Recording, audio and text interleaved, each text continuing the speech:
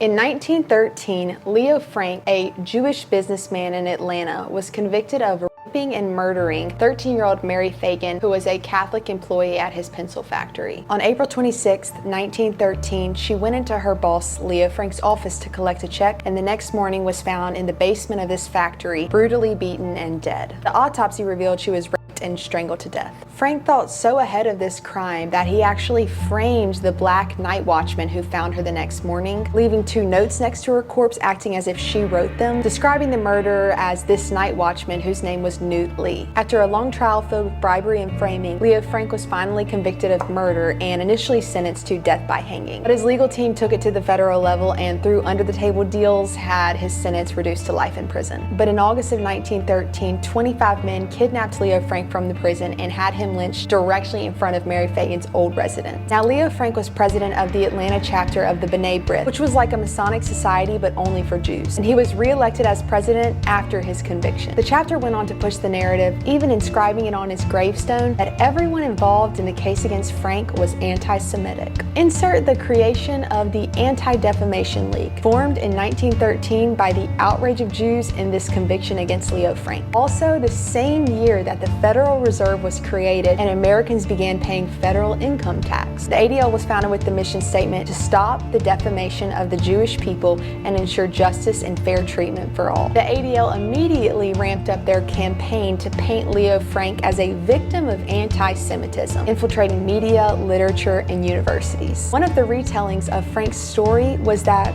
13-year-old Mary Fagan was a temptress who enjoyed being sexually abused by older men. The ADL has since operated as a political weapon to rewrite history, criminalize any criticism of Jewish power or involvement in America, and define all dissent of Israel and even Christian slogans as anti-Semitism. Now, none of this may come to a shock for you if you know the contents of the Jewish faith's holiest book, the Talmud, which says Jews are permitted to violate Gentiles and have sex with children. The ADL was created on the basis of defending pedophilia and is still one of the wealthiest and most influential organizations in America today.